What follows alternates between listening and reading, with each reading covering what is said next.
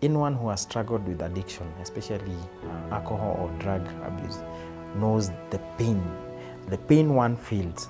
Not only the individual pain, you have hurt your parents. Like in my case, my parents had so much hope in me. I had hurt them. I felt like the biggest failure. And the only way to heal this was maybe signing out, maybe just disappearing. And that's why suicide becomes attractive.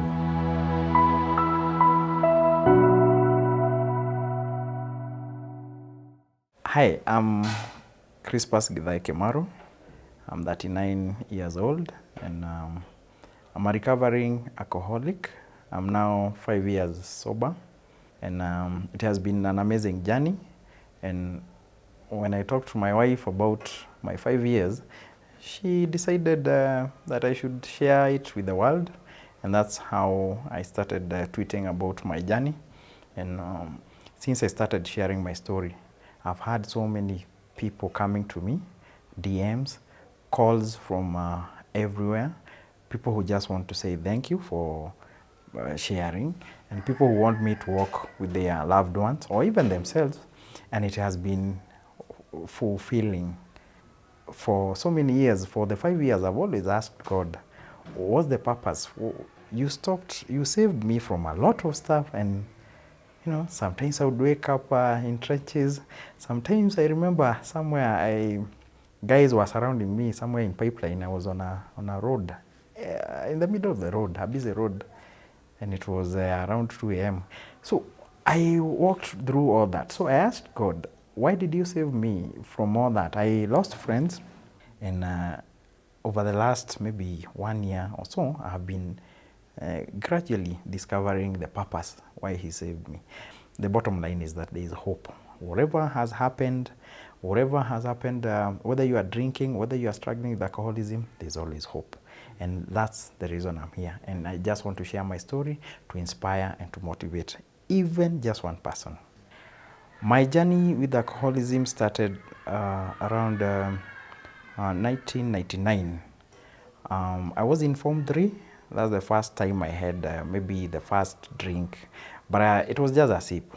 But even before that, I used to admire anyone who would be drinking or anyone who would be drunk. There's a certain, I don't know, I don't want to say some power dynamics. They would get away with everything. And as a small boy, I was small-bodied and maybe with low self-esteem. I wanted something that would make me, you know, macho and appear stronger. And in Form 3, I tasted some Moratina in the village, and I felt good. I don't know whether I was pretending or I was high, but it felt good, you know. And everyone else, no one even knew I had sipped because it was illegal. It was in a kind of an extended family thing, and no one knew. But I had that urge maybe to do it more, or to do it now in a bigger platform or in a bigger way. That's why in the next year, 2000, as I was joining Form 4, the New Year celebrations are a big time, a big event in the village. So we prepared, myself and 3 of my guys, we were all in Form 4, I think. So we were all joining Form 4. We prepared Moratina. And you know, with Moratina, there are no finances involved. You just prepare some, you just get some sugar canes and maybe a kg of sugar, and that's it. The brewer will prepare everything for you. In a week or so, our Moratina was ready. On January 1st, 2000, that's when now I was ready to experience Moratina. I was ready to experience my first drink, and I was so anxious. I was so excited about it, because now I would feel like a man. We went for the Moratina, and we tasted some, and then we were told, now you can go your way with the Vibuy's jerrycans of Moratina. There were 2 or 3. And now we went to my friend's place, because I couldn't take the Moratina home. My father is a strict one. Even to date, I have to respect him. He's a good guy. We went to my friend's place, and then we started vibing, and we started at around 2 p.m. But by 4, I think I was taking mine too fast. I didn't know what alcohol would do.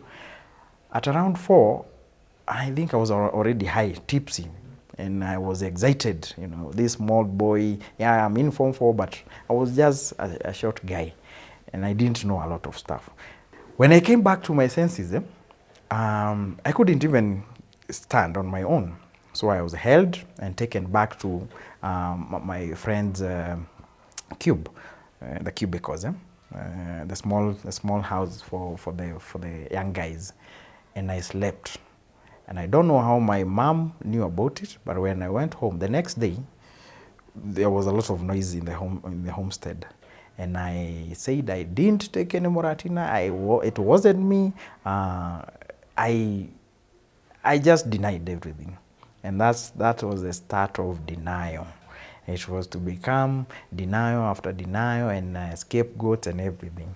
But I didn't know that blacking out, that memory loss, because up to now, I can just remember some bits about that day.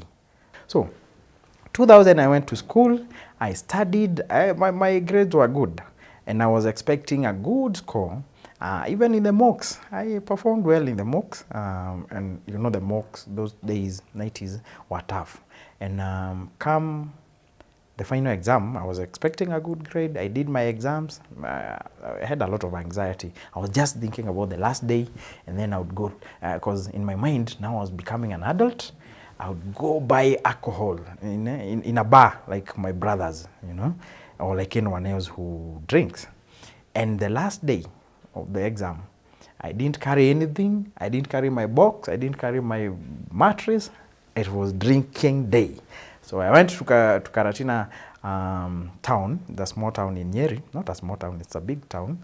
And I had some money, you know, sent by through the success cards. You know, some of my brothers would, or those guys who were sending the success card would insert some money, some notes.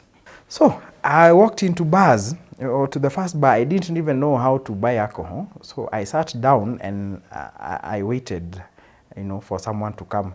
I had a t-shirt, a white t-shirt, and then the Great Rosa. So I didn't look like a student.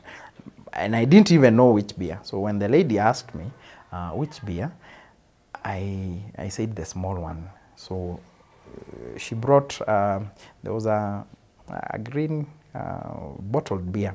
That's the only thing I knew. And I started drinking. There was a jukebox. I don't know whether many people know about a jukebox. A jukebox is an old system where you choose the music, you insert a coin, and then you select the song.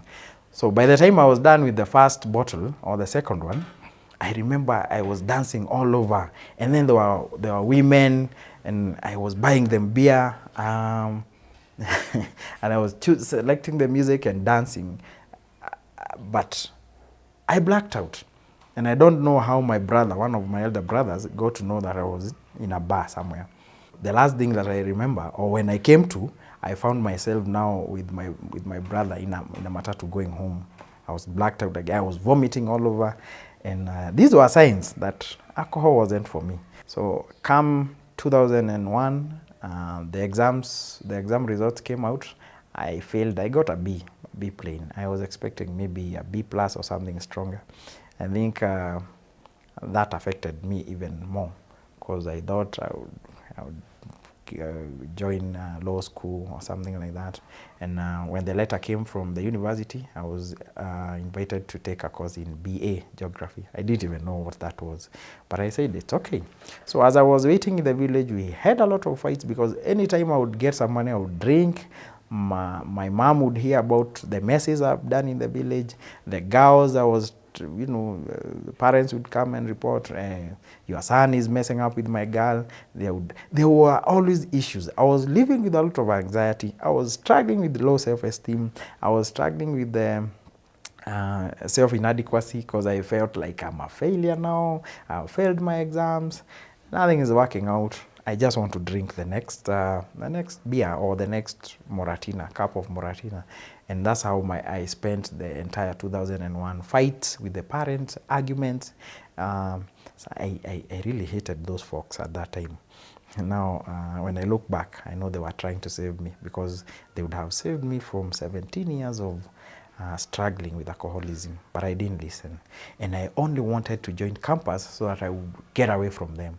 And when 2002 came, August, and I was invited to join Moi University, I went, and there was some help money. I applied for help, and I went to Anniversary Towers and applied for everything. I opened a bank account, Post Bank, and then I had that book. Yeah, so when they deposit money, they write the amount, and I think we were getting some money. Some of the help money goes to the university, so I think we were getting, is it something like 18,000?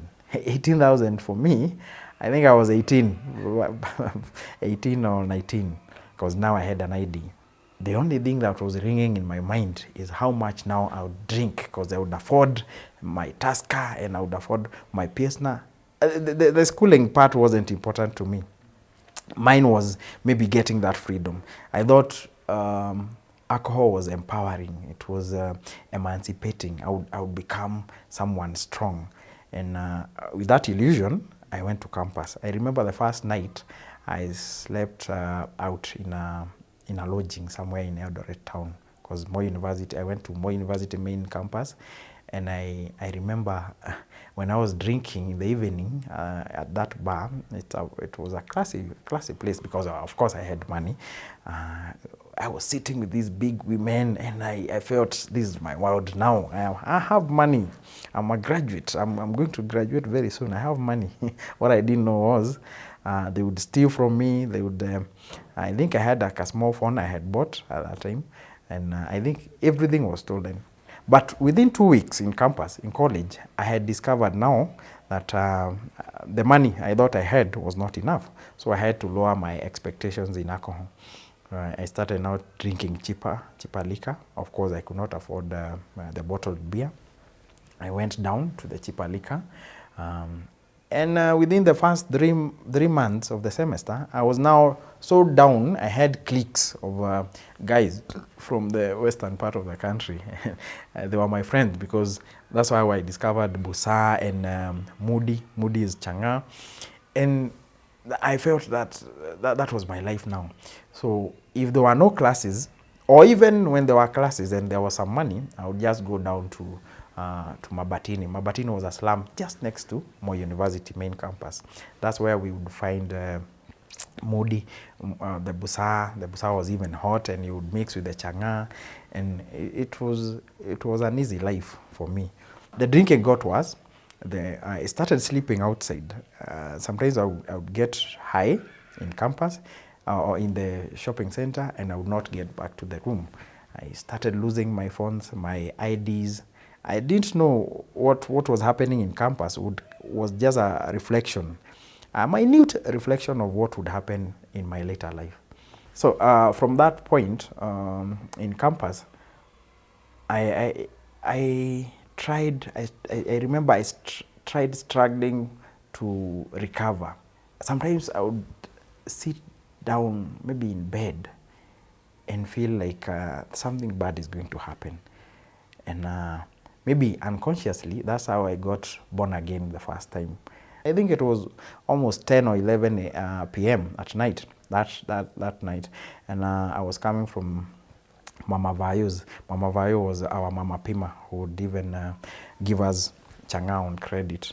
And then I had some music, nice music, gospel music. I joined, I entered the room, and it was the CU meeting.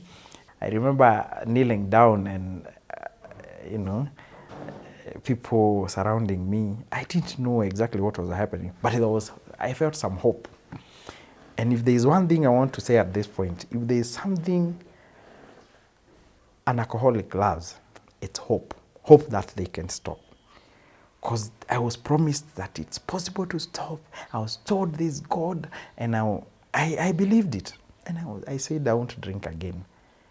And the next day, this guy comes to my room and asks for Brother Chris. And I'm looking, I'm on the bed hangover. I'm looking at him, Brother Crispus. And then the memories started flowing. Kidogo, Brother Crispus, church. Brother Crispus, church. Oh my God, I got born again. And that's how I got, I found Jesus the first time. But I'm lucky because it helped me for those 7 months. Maybe that's the time I would have died drinking. But now, after stopping drinking, I had these ideas to make money. And those days, guys loved watching movies, but we didn't have a lot of money those days. So not everyone had a TV and a VCD machine. I don't know even whether people know VCDs. So we had one with my friend, and we started, we came up with the idea of renting out movies. We would buy the movies in Nairobi and take them to campus. Making money started becoming fun. And then there was this big artist coming to Moi University to perform. As movie guys, we were told we would distribute the tickets. We would be selling the tickets. We would be the ticket center. And we made a lot of money. And that evening, I thought, maybe I can try out. Now I'm in control, 7 months. And then no one will see me. Oh, big mistake. Big mistake. Because the last thing I remember is being seated outside the student center, drinking with my tumbler very nicely. But the next moment, I think I was climbing onto stage. The guy was performing, and you know they have these bouncers. I was given such a beating, I don't even know how I was thrown out. Then I found myself going through the toilet, climbing. Again, the bouncers got hold of me. They beat me up, and I think I crawled all the way to the hostel. My friends from the church tried to come and talk to me. I avoided them a lot. And because the money was still coming in from the movie business, I continued drinking. Now up to the end of my campus life. And in 2006, I was able to graduate, surprisingly. But there was a problem. Guys at home knew I was drinking, and I really wanted to stay away from people. That happens a lot with alcoholics, because people are already judging you. You want to stay away from them. You want to stay in places where no one knows you. So come 2007, now after campus, I started looking for a teaching job, and I found one somewhere in Kikuyu town. I went for the interview first, and this guy told me, you're a good guy, I'm going to employ you. I told the guy, I don't have transport, and I don't even have money to settle. I just came from campus. He told me, I'll give you 5,000. Will that be enough? I told him, yeah. Where can I get a house around here? So he showed me around. We got a house. It was 700 shillings rent. I was like, that's fine. And then I had about 4,000 now in the pocket. I told him, let me go to Nairobi and pick my things. By that time, I had not had a relationship with any woman. I just had a relationship with prostitutes in campus. That was my life. I think my low self-esteem, my body size, I just felt more comfortable dealing with the prostitutes. They wouldn't ask you, you don't have muscles, you don't have a six-pack. They would just take their 300 and you are done. So that time, when this potential employer gave me the 5,000 and now I had 4,000 and I was telling him I was going to Nairobi, he didn't really know my backstory. So direct to Sabina Joy, I had 4,000 and I was thinking I'll just maybe drink a few shots and then I'll be home. And then I'll pick my bags and go to Kikuyu, start my life. I called a friend. The friend called a friend, and then we started drinking. And of course, there are prostitutes there, and that was my thing. But what I remember is waking up in the morning on the table, sleeping. That was one of the many times that I have been through that. At least I had the shoes, I had my clothes. And then as I now started thinking of what to do, one of those ladies came and told me, here's your phone. Na upate akili. What's up? Si ulikuwa na mapesa and you threw it away. Hata mimi nilikuibia na huwezi fanya kitu. Okay. So I had a phone, I had a bag, didn't have anything inside. So I walked out of Sabina Joy and onto the streets. it was around 6. I didn't even know how I would get to Kariobangi, to my sister's place, to pick my things. Or even, how would I even move to Kikuyu? I didn't even have money. So, I remembered a friend to my brother. He had an office. So I went to his office and waited until 8. I gave him a short story about how I was in Eldoret and all that. But of course, he could see my face and the hangover. So I was given money. I went to my sister's place. I called that employer and he sent some more money. But now I didn't drink. I carried my suitcase. I went to Kikuyu. I bought a mattress. I started sleeping down. That's how my life started. So in Kikuyu, I was teaching. One time I messed up at school. I went to school drunk, and it was a girls' school. I got suspended. I got born again as a precondition for getting employed again. I think that was the third time I was getting born again. I moved from Kikuyu to Donholm. I started teaching at a school in Donholm. I got the pay was better, and I started staying with a cousin of mine. And the drinking got was in the evening. I would leave at 5, go to a keg bar, and then I would leave the keg bar maybe past 11. And then the next day I'm supposed to be at school at 6. So it was so hectic managing my alcoholism. Sometimes I would go to class shaking because maybe the bars were not open and I didn't want to mess up these. Now, while at Donholm, I applied for various jobs. I got invited for an interview at Safaricom, and I got the job miraculously.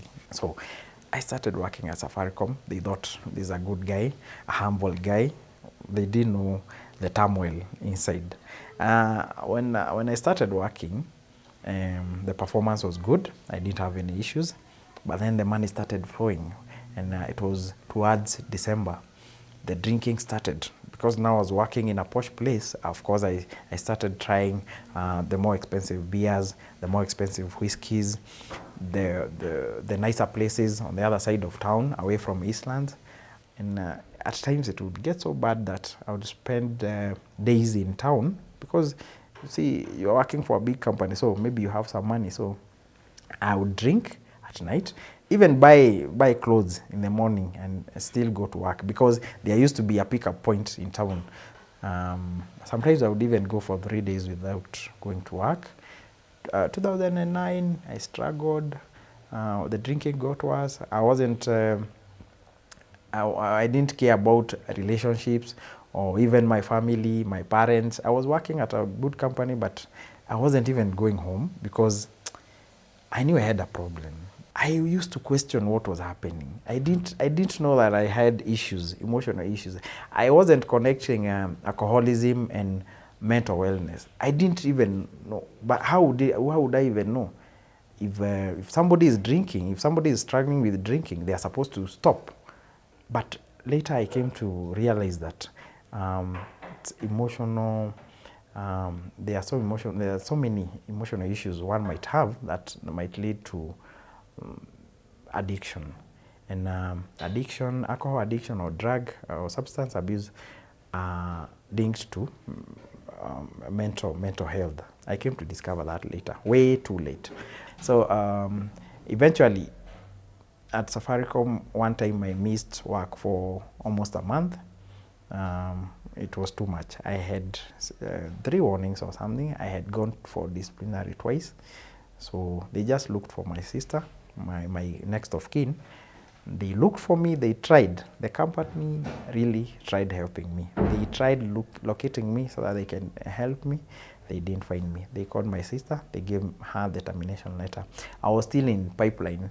That was 2010. Just like that, my job ended at one of the best employers in the country. I was making a lot of money. I was getting so big bonuses, but I didn't even have anything to show for it. I even had loans. The loans had amounted to over 400,000, and the banks, up to now, I still owe some of those banks a lot of money. That's why I'm in CRB, and though later I added even more. I have tried repaying them over the course of my sobriety, but they are just too many. That's when 2010 now started the most painful phase of my drinking, because now I didn't have a job. I had lost my job. I had a lot of shame and guilt, and now the suicidal thoughts were just eating me up. I really wanted to end it, and it got so messy to a point I would even start fantasizing about everything, about maybe the eulogy. Later in life, I came to write so many of them, and I think my brother got hold of them, and I think he burnt them or something. I would write eulogies, and I would have a lot of bitterness. I would say, I don't want anyone coming to, I don't want prayers in my funeral, I don't want flowers, I don't want tributes. And later, I realized I had so much bile, I had so much emotional trauma that I was not resolving. So, 2010, I don't have a job. I had started, I had learned about the writing thing, and I had a laptop. So, a friend, I started selling household stuff. I was staying in an 8K house, and I was drinking a lot. I didn't have a job. So, within the first 2 months, that is October, November, before December, I had sold some stuff in the house, and I only had a laptop. So a friend of mine, James, was alerted, and he came for me. He took me to his place in Kariobangi. I only had a laptop, and then he informed me about, out of sympathy, he informed me about the writing thing, online writing. It was just taking up. It was a new industry. And that's how I started maybe earning a few coins. I was badly off at that time.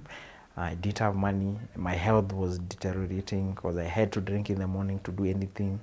I discovered now the changa places. I would go in the morning for me to get kutoa lock, to unlock myself for me to work. And most of the times I would unlock myself and maybe even break down the door. So I wouldn't even drink. I wouldn't even go to work. I wouldn't even do the writing. It was bad.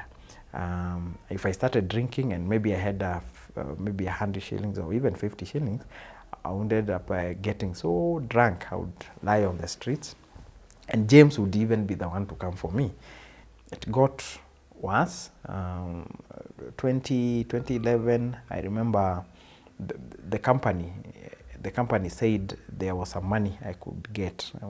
It's not pension, I can't remember what they call it, some benefits. The moment I got the money, instead of paying what I owed my friend, I started drinking now, heavy drinking. Like now I thought I would go out with a bang. The suicidal thoughts were still there, and I knew this is the last money I'm ever going to get. That's what I had in my mind. The first 2 days, I think I wasted 20 or 30,000, and the only money I was able to pay James was maybe 10,000 or 11. It was 11, but I owed him over 20,000. The rest, I don't know what happened. I went to a bar somewhere in Kariobangi. I don't know how I ended up in Buruburu. I don't know how I ended up in Westland, somewhere on the street, early in the morning. But there are flashes of some women somewhere. There are flashes of some friends who had a car. Not even friends, guys I met in a bar. Maybe we went together. Maybe they noticed I had money and then they dropped me somewhere in Westlands. And I was so tired. And I knew if this is not the moment I die, then I don't even know what am I living for. Actually, I didn't even know I was in Westlands because I had to ask first to confirm from a security guard. And when he told me I'm in Westlands, I wondered how I got from Kariobangi and Buruburu to Westlands. But the thing was, I didn't have an ATM, I didn't have an ID, I didn't have a phone. Nothing, just dirty clothes. And at that time, I remembered people talking about Chiromo. I have heard so many guys talking about Chiromo. There's a rehab center there. And from my knowledge, I knew Westlands to Chiromo, I could walk because I didn't have money. I just walked down. I walked to, first of all, to Chiromo Mortuary because that's the place I knew. I thought the rehab was there. They directed me to the other side of the road. While crossing the road, I felt like maybe I could just jump onto traffic and end it all. Again, the suicidal thoughts were coming because I wasn't sure that on the other side of the road at Chiromo Rehab I would get any help. When I got to the gate, I didn't go ahead with that, but it was at the back of my mind. And you know, it used to be sick. It used to be like a fantasy that I can die, or I can die and end it all. It's not a big deal. Yeah, I don't have money. I'm drinking, but you know what? The next minute I can just take pesticide and die. When I talk to people even now about my suicide attempt, most people say, you are weak, and that's a word that is thrown around a lot. But anyone who has struggled with addiction, especially alcohol or drug abuse, knows the pain one feels. Not only the individual pain, you have hurt your parents. Like in my case, my parents had so much hope in me. I had hurt them. I felt like the biggest failure. And the only way to heal this was maybe signing out, maybe just disappearing. And that's why suicide becomes attractive. People who actually want to go ahead with it never talk about it. They're just hurting inside and thinking, I've hurt this family so much, I've hurt my kids so much, I've hurt my wife so much. The only thing I can do now is get away from them. And that's why people commit suicide. They are not committing suicide because they hate themselves or they hate you. They just want to stop it. The pain and the hurting and the shame and the guilt, when they combine, it becomes a toxic mix and you just want to die. When I went into Chiromo, I was thinking, if I don't get help here, I know I'm going to die. I'm going to die. And I begged the security guards at the gate, and they allowed me in. And I begged them, I begged the receptionist, I begged the guys, the doctor at the reception, and they told me to give them a number. I didn't even have an ID. So I gave them the number of my sister, Catherine, and she came within hours. And I know she was working somewhere. And she looked at me lying on the grass outside there, because I said I'm not living there until, I was even suggesting they give me work there, then they'll be treating me. And the detox, it was an experience I wouldn't like to go through again.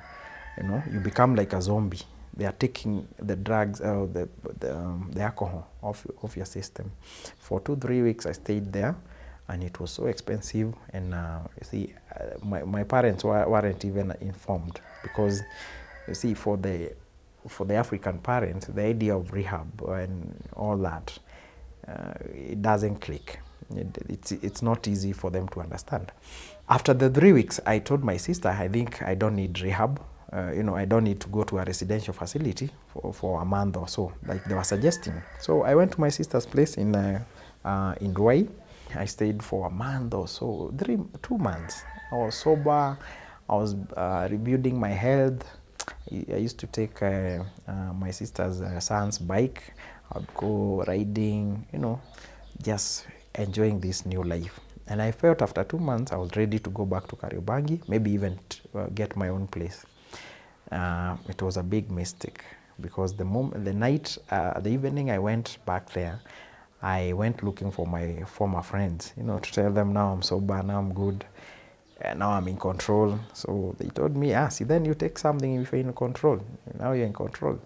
And that's where now things got worse. See, I had some money. I had saved some money because I was writing and I was staying in my sister's place. I even had a bank account with something. We drank. We started drinking. I think I drank for 1 week. No going home, no eating. By the time the money was over, I had again started selling stuff, whatever I had remained with. I didn't have a laptop. The guy would lend me his personal computer, the PC, and at one time he found me trying to sell it, and he told me, now I'm done. I think that was after some months. It was now already 2012, the beginning of 2012, and that's when now my mom said, there's no need of staying with this guy. Now he was telling the guy, just there's no need of staying with Chris, just send him home because now he's a burden to everyone. And I was taken home like a package by my younger brother. My younger brother came for me in a Chang'an den. You know, I was just a weakling. He took me home. I didn't even have clothes to carry home or anything, just myself. He took me to Nyeri, Karatina Nyeri, and cause I would have died. By that time I was vomiting a lot. I was not even eating. Eating was not a priority. If I got 200, then in my mind I would be counting how many cups of keg those are, or how many changas, or something like that. Eating would be like maybe motura when staggering home, a 10 bob motura, and that was my life. Back in the village, I stayed for about 2 months. I'd look at my parents, and I used to cry a lot. I would look at them and then see the pain in their eyes. My dad even wasn't talking to me a lot. He was just fed up. My mom, like any other mom, embraced me with both hands, and she cooked for me. She said, I'm not living there. But within a month, I started sneaking at night because I had my own house where to stay. I used to sneak out and go to the shopping center, drink kidogo, and then, come back. No one would notice. But it was just a matter of time before they noticed. But around August 2012, I was reading a newspaper somewhere in a hotel as I waited for the cyber cafe to be opened, and I saw the TSC advert. Then I remembered, oh, I'm a trained teacher. That's how I applied. And I even tried looking for my former college mates to ask if I can still qualify to be a teacher. I got appointed at a small school. I was to start in 2013. And within that period, I met someone. We started dating, and even come 2013, when I started teaching, we started living together. And by the time I started receiving a salary, I was still drinking. She had not noted the worst in me, the worst drinking habits in me. And with time, it got worse. I started missing school. I started borrowing money. These small microcredit facilities, these ones that just need a pay slip and then you get the money. I would borrow from anyone who had a loan. I would just borrow. I would lie it's for business, but my wife would not get anything. She would just maybe get a kg of meat, and then I would not tell her what was happening. It got worse. The first warning letter came, another warning letter came. We were already living as a man and husband and wife, and things were getting worse. We were fighting a lot because of my drinking. I would even steal money from her, and eventually she got pregnant, and things got worse from there. I think because of the anxiety, now I was thinking, here she is. I'm supposed to be a father. What kind of a father? I'm a drunkard. I'm a hopeless man. The suicidal thoughts had come back, and I had decided, now I have thought about dying so much, and now I'm hurting so many people.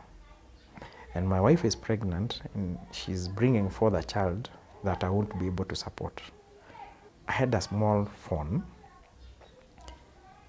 and I started writing messages. I decided that day would be my last. I started with her. I sent messages to other people. I think my sister, one of my sisters. And then I called my mom. I just said, hi, I just want you to know I love you, something of the sort. And I took a television set in the house. I went and sold it in town. So I started drinking with, it's early, it's about 8 or 9. And I still have friends. Those are the people I used to drink with. Mwalimu, kwani hawendi shule? Naambia niko sawa. And we drank, I bought them beer, and at around 10, 11, I went for the pesticide. Now, I was feeling so hopeful. I was feeling happy, actually, I remember. I bought the pesticide. I lied to that guy.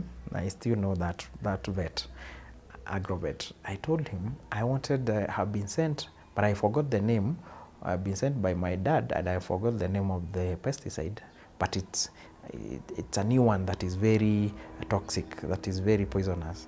And then he told me, I asked how much. I think it was 700 or 800. I paid the money, and now it was wrapped well because it's a pesticide, it's poison. And I told him thanks.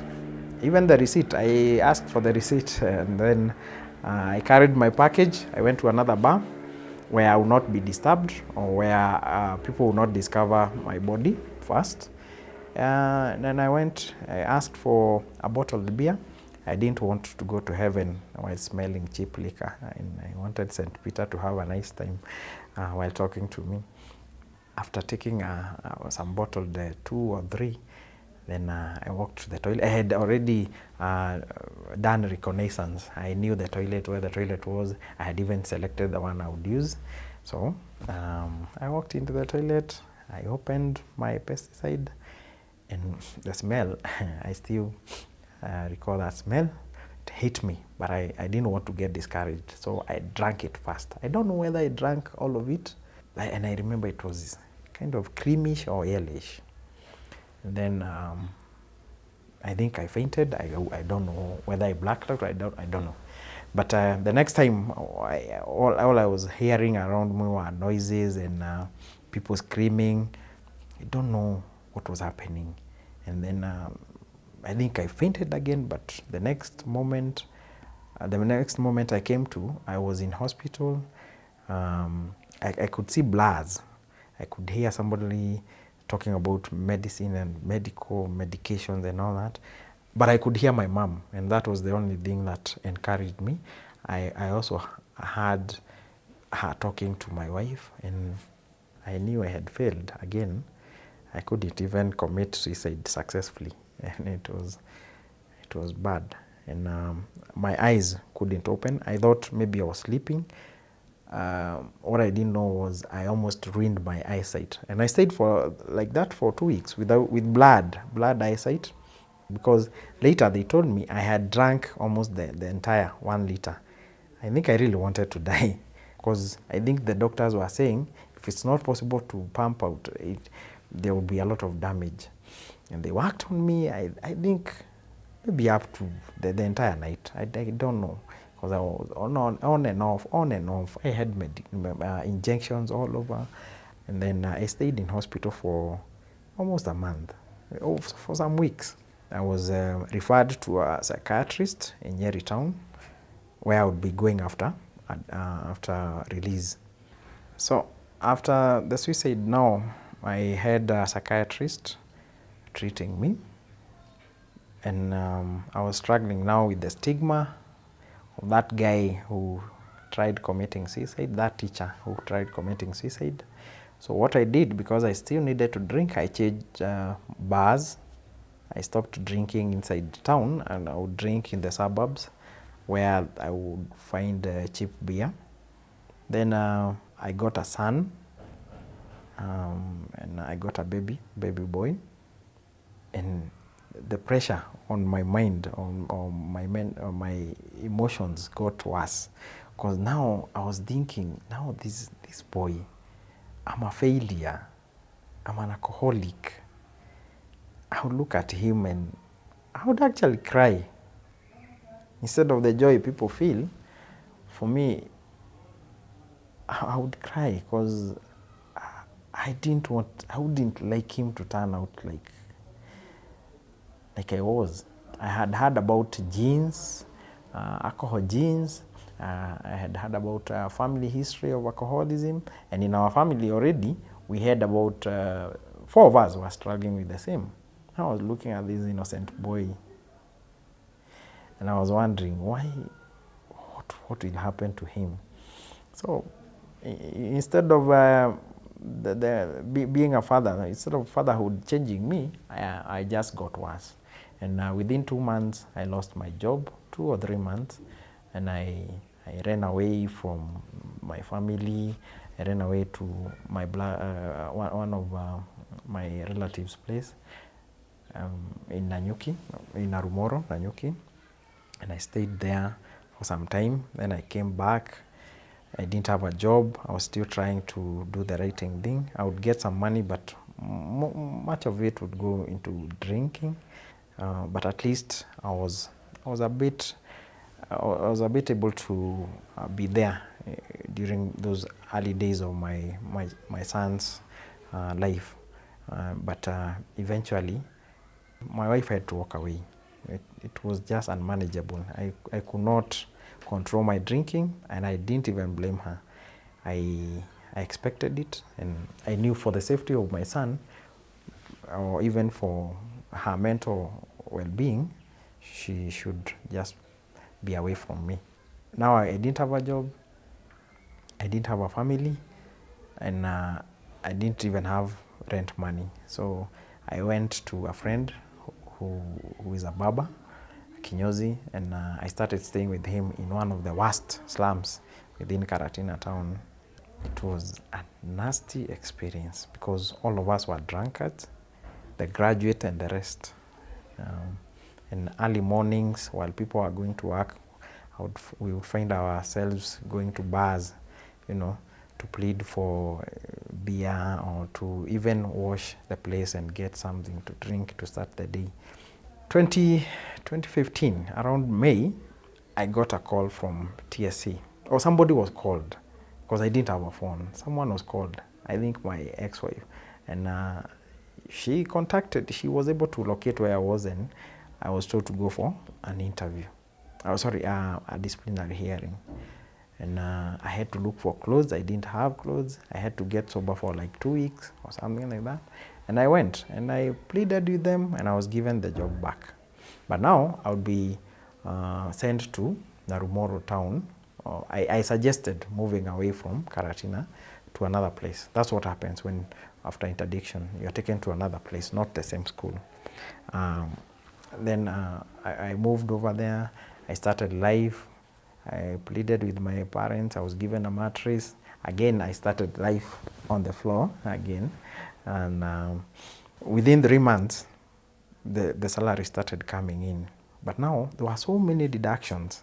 I think out of 45,000, I was getting 17,000 salary because of the deductions from these microfinances and the banks and then help and all those. The stress kicked in because I expected a lot of money. In my mind, I didn't remember that I was working on the same job and the loans were there to be repaid. So it got worse. I got further into debt, and then I started drinking seriously. And after 2-3 months, after getting back to work, I told the deputy principal. She was the one who was in that day. I went drunk and I told her, I don't want the job. You can take your job, and I don't want it. She tried calling the principal. I said, I don't want it. And just like that, I quit, or I just left. I didn't have anywhere to sleep. I didn't have anywhere to stay. I was homeless, and I was drinking a lot. And towards the end of 2015, or 2016, beginning of 2016, one day I got paid, and I thought, now I'm done with this life. I'm going back to Nairobi. I'll go to my sister's place and try and rebuild myself. I came to my sister's place. I stayed for 2 weeks without drinking. She didn't have a problem. She told me, she has always been positive. You can rebuild your life anytime. So I started eating well. I would go to the cyber. She had even offered to buy me a laptop. I would go to the cyber, work, come for lunch, go to the cyber in Roy, and life was turning out fine. Then I got paid. I started drinking. We started fighting. My mom came, intervened. I was given the last chance. I drank again and again. I would come back at night, mess up, go to the kitchen, mess everything up, and it was nasty. So I went to a place called Choka. I had been there drinking one time, and I found it's a nice place where no one knew me, and there was a lodging I knew. So I think I only had 250 or 500 shillings. I went and paid for the lodging, and I had a small bag of clothes. So I would carry that bag every day while going to the cyber. I identified another cyber where I would work from. I would do the writing, and I had talked to the guy who owns the account. I would tell him in the evening I need money because I'm buying medication for somebody, something like that. So I had money to drink almost daily, and I would sleep in the lodging. Sometimes I would forget and drink everything. That meant I would sleep outside. I didn't have a rental place. But after 2 months, I got myself another a single room, and again I bought a second-hand mattress. Again, I started life on the floor. I don't know how, for the umpteenth time now. That's how I started life in Choka. Choka is near Kayole, or near Ruai, on your way to Kangudo Road. And I had so many brushes with death in Choka. There was even a time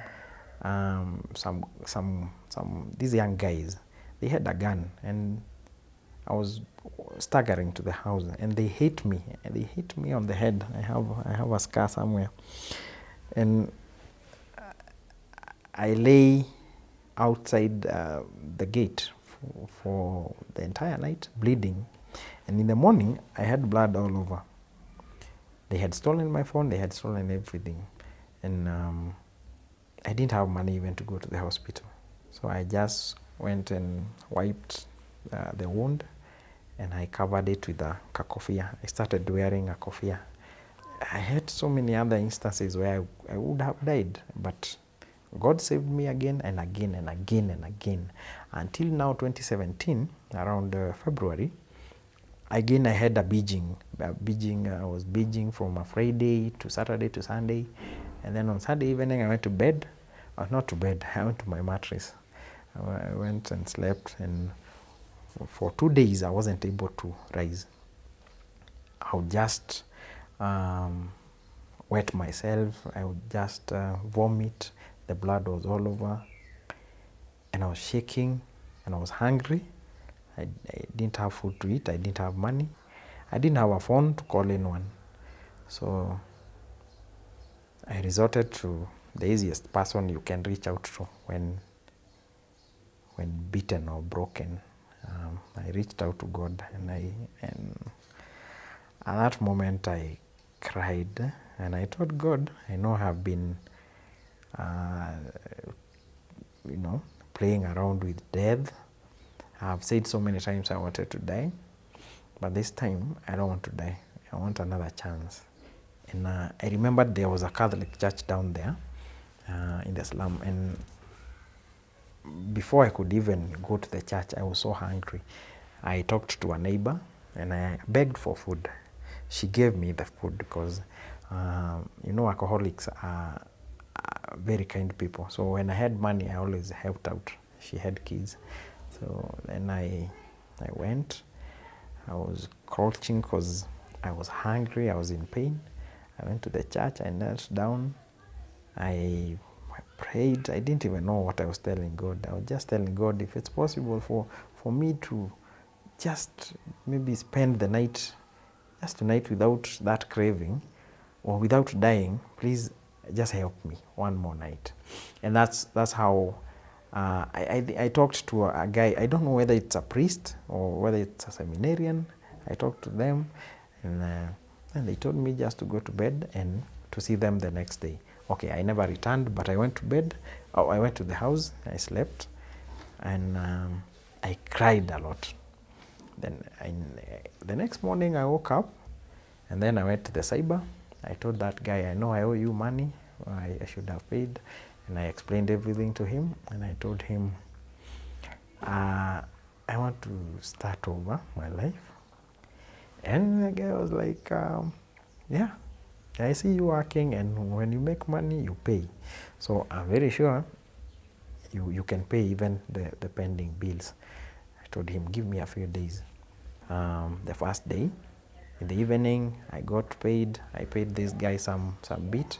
And then I didn't even want to use the route I normally used. I went all around, went to a hotel I had seen somewhere.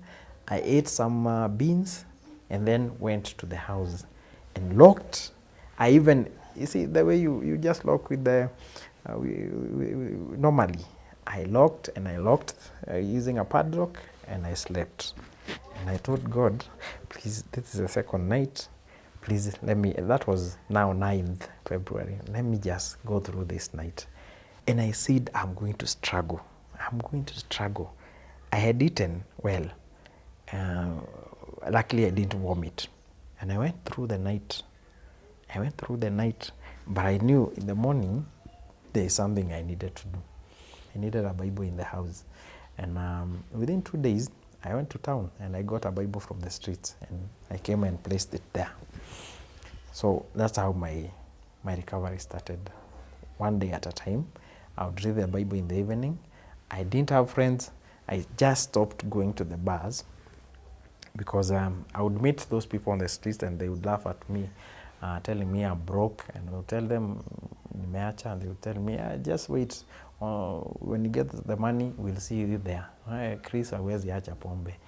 And actually, even my brother told me that one time, Chris, kama wewe unaweza acha pombe, hakuna mtu hawezi acha pombe.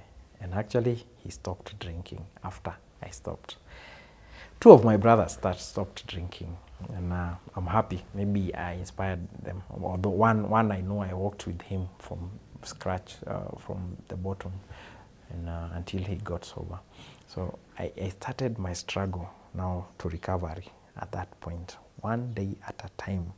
And within a few days, I started finding myself with some, leftover money, and I would even shake, I'm sleeping in the same house with money, like 100 bob here. I'm counting, this is breakfast money. Chris, breakfast money. It was exciting. But even more exciting was waking up from my mattress. Let me not say from the bed because I didn't have a bed. Waking up from my mattress and recounting how I came to bed. Remembering that I came from the cyber, I went to the hotel, I read the newspaper, I watched news, I came to my mattress, I came and slept. That was the most exciting thing. The first night, I thought I struggled in the morning because I thought I had, I thought the ceiling was falling on me. I thought bad things were happening. I thought I was dead because I had never woken up sober for a long time. Fully sober. Not the hangover one, fully sober. Like, the committed way that you didn't drink because you wanted to wake up sober, that commitment. And I struggled the first week. And on Sunday, I knew the same God I have been praying to. Let me try and go and listen. I went to church for the first time, on my own will. Yeah, I looked at people and everyone looked happy, and I wanted to be that way. And after a few weeks, I called my sister. Was it a month or something like that? And I called one of my sisters, Angela, and I told her I stopped drinking. And I told her to pray for me. Actually, I even called my mom, and I told her the same thing. And she was happy, and she said she would pray for me. They pray a lot. Rosary and all that, and they say they dedicate, they pray together, the 3 of them at 3 a.m. And I told them that's nice, and I continued with my life. I don't know whether it's their prayers, because I know my prayers were weak. My prayers, after all those things I've done, after causing so much pain, I don't know whether my prayers could have been heard, but maybe they were heard. But when I called my eldest sister and I told her I had stopped drinking, I expected maybe a negative reaction, like, this is not the first time you are doing this. But this time, she was so positive. It's like it was God's timing. It was the right time. It's like she was so confident that I am not going back. And she told me, where are you? I'm in Choka. Yeah, she told me I suspected, so I think I had seen you somewhere there. And she told me, you are going to leave that place and you are going to come to my place. Wow. And now there was one problem. my mattress had so many bed bugs. It's like it was like a playing field.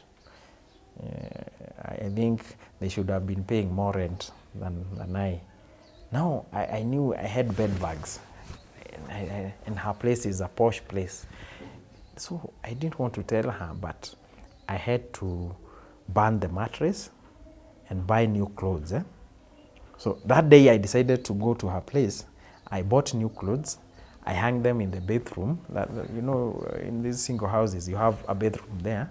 So I took just my Bible and the clothes that I had, and I went to the shower. Even the ones I had, I left them there.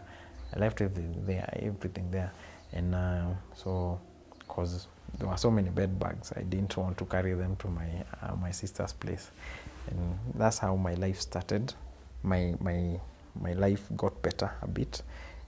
And in a few months, I was able to get even more support from the family.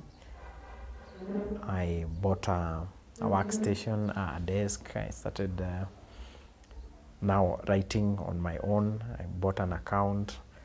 I even got into a relationship with someone I had met. And I even moved houses to Utawala. I was able to afford a 12,000 house within a few months. The most interesting thing is, all along I thought no one wanted to listen to me. No one would help me. But the moment I announced that I was ready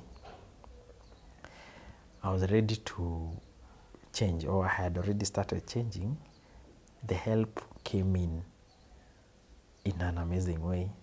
I had gone to my brother's place in town so many times while high, and he would not even give me 100 shillings. I would even request for lunch, but he would not listen. But the moment he heard I was sober, and I went to his place and I requested, for some money, and I promised to pay the money, like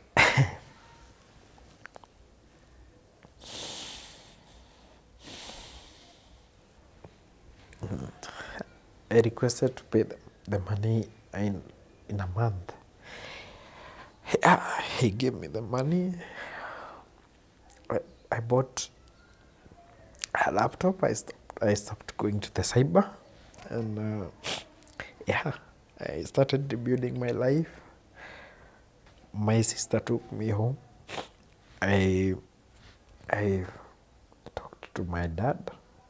I apologized, and I asked for his blessings. And the guy I had always feared, the guy I had so much bitterness against, gave me support that I can't imagine. I felt like I had lost so much, holding so much bitterness, also holding so much shame, blaming myself, or thinking I would not get help from anyone.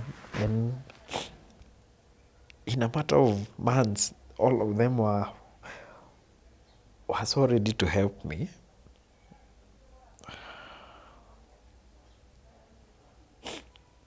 I wouldn't like anyone to go through what I went. It was so lonely. It was. Sometimes most of the times I would ask myself what I was doing on this earth.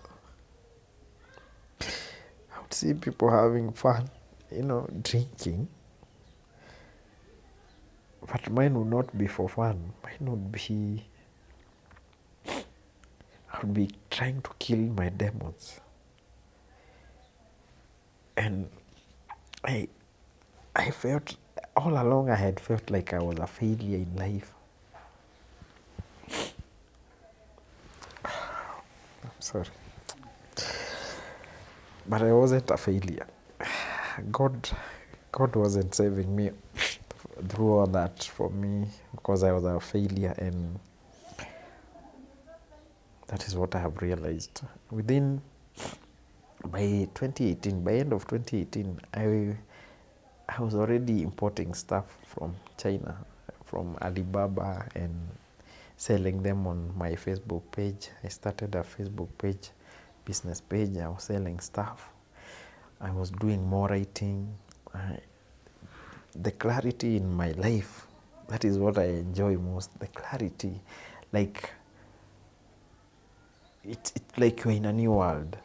When you're done, the fog, that mist, that fog that is in your brain, you you open your eyes in a new way. I have read somewhere that the brain shrinks when the more you drink, and if I think it has been verified, it has been confirmed. But when you stop drinking early enough, the frontal lobe starts rebuilding, starts regenerating, and that's how you get the clarity in life, and you see stuff in a new perspective, and you're able to rebuild very fast. All people I know who have stopped drinking, I have never seen anyone stagnate. They rebuild so fast. You even wonder, they have lost 20 years, they have lost 10 years in drinking. I know of a teacher back home who within 2-3 years he had his own school, and he was almost, I think he was almost 55, and he had lost his job, and he was a smart secondary school teacher, physics and mathematics. But when he stopped drinking, and he didn't go to any rehab, when he stopped drinking, he rebuilt his life so quickly. Family, everything. And he didn't even have a family before that. And I even talked to him one time. He is my inspiration. I like talking to people like those, people who have been through the same stuff. I always had this fear that it would be impossible for me to recover. That's why it was easier for me to think about death or to commit suicide, to get away from it or to get from this failure. And I know so many people are struggling with the same. So many people, alcoholics, people addicts, struggling with the substance or alcohol or any drugs. They are thinking, they have already been told it's maybe impossible for them to recover what they have lost. They are looking at maybe their college mates or maybe schoolmates, and those people have gone so much ahead, and they are thinking, even if I were to stop, I can't recover all that. And then the shame and the guilt now brings them down. It pulls them down because they feel it's almost impossible to overcome that. When you think like that, you remain down. The moment you will yourself and say that I don't even want to recover whatever I've lost. Yeah, maybe it's impossible to recover, but I just want to rebuild something new. Yeah, I might have lost or spent 17 years in alcoholism, or I might have lost a lot of money, I might have lost a lot of opportunities, but I don't think about that now. I look at what is there, what I have. The fact that I have life, the fact that I have a beautiful, supportive wife, the fact that I have my kids, and the fact that I have something I love doing, the fact that I'm impacting on people's lives. I don't think about maybe what I would have become at Safaricom, or maybe I would have become a principal. Maybe I didn't even want to be there. For so many years, I knew my mom, my sisters, and maybe even my brothers. Those guys really tried to help. My mom has been to Subukia Shrine. She has been to Karen, Nanyuki, Komarok. There's another one she told me, was it? Yeah, she even went to Uganda to pray for us guys, the four of us. They are co-addicts in the family. Okay. And even my sisters would dedicate novenas. I don't even understand how they work, but they would pray and pray. My elder sister, had even committed finances to my recovery, like in the rehab center. She didn't even ask for a penny back. She didn't even ask for that money. She has never even asked for a coin. My brothers would come in when I needed money. Maybe even when my son was born and I didn't even have money and they would chip in. When I attempted suicide and there was a bill, my brothers, the entire family tried everything. They paid. I know there are so many families out there that have tried so much more. I have interacted with some that have paid millions to have their relatives or to have their kin reform. And some, especially parents, have given up. And I understand. We fail them so much. We hurt them. But all I want to tell them right now or today is that we don't do that deliberately. It might look that we are doing that deliberately, but we are just unwell. The same way you can't blame somebody for having diabetes, the same way you can't blame somebody for having cancer or any other disease. When you understand that it's a disease, then you look at it differently. Just the way you would assist somebody who is unwell, that's how you are supposed to assist somebody who is suffering from alcoholism. Can we first of all listen to the alcoholic? Can we have somebody neutral listen to them and maybe try to get what the problem could be? What is this trigger that is driving them to alcoholism? If you are a family and you don't know what else you can do, reach out to somebody, okay? Somebody who has gone through the same. And we are so many. It's a movement, like a movement. The idea is, if you remember where you were, how you suffered, and you get the opportunity to get somebody out of that, you can even use your money just to get that person out. I know maybe we have other jobs, but in my case, I always find it so fulfilling. It's also part of my healing, helping these people out. So for anyone who wants to help, whether it's a friend, whether it's a colleague, I've seen so many DMs, people reaching out to me, and I always suggest, if you have tried and it has failed, don't do it again. You'll just be pushing that person away. Try somebody else, somebody who is neutral, somebody maybe who has gone through the same stuff. Don't just take your pastor and throw them on, on your husband or your brother. Maybe they have not experienced what this person has experienced. I'll give you an example. Maybe somebody like me. I have been to brothels, I've been to prostitutes, I've done things that are just dark. And then you take me to a pastor and you're telling me now the pastor will talk to me. The pastor doesn't even listens to some of the stuff I'm saying, and he thinks this guy is going to hell, but I don't want to say, you need somebody who has gone through the same thing. Okay, I have nothing against pastors. I'm just saying, just an example. You need someone who has gone through the same thing, somebody who has walked that path.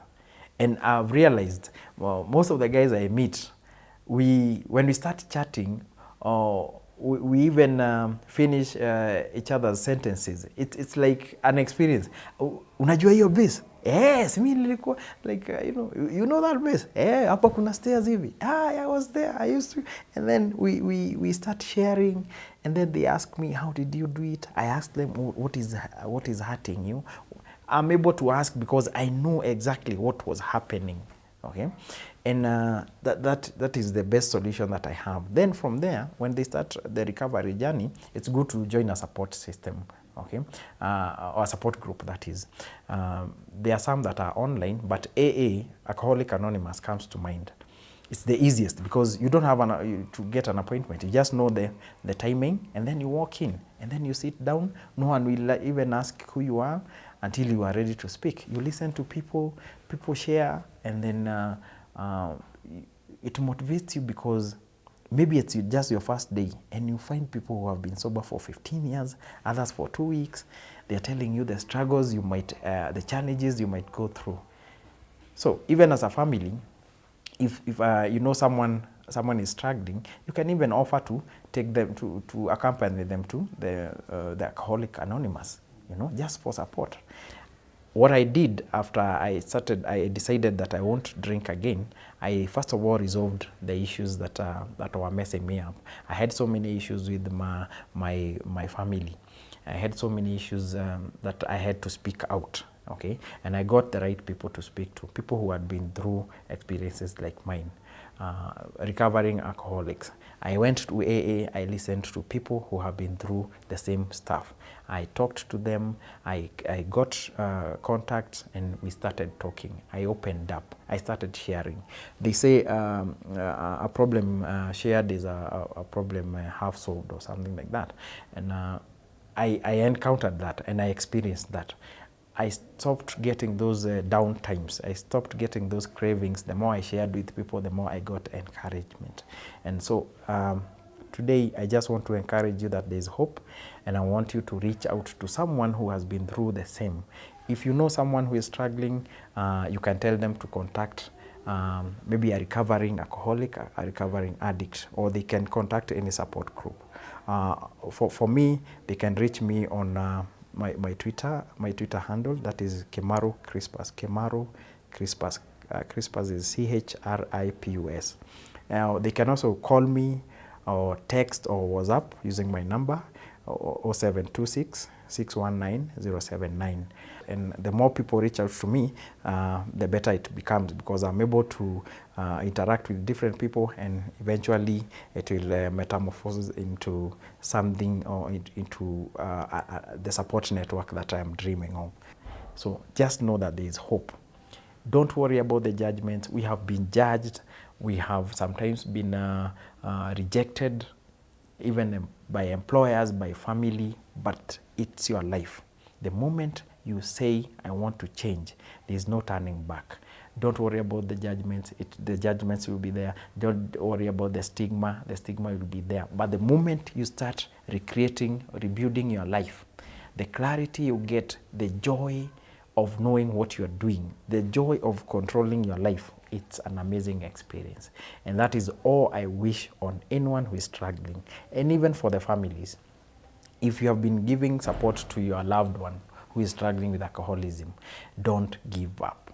But do it the right way. Don't just do it because someone has called you and they are saying there's a way of transforming that person. Always listen to the alcoholic. Listen to the drug addict. When they are sober, just try and get their point of view.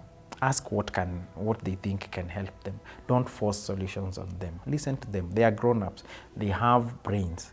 Listen to them.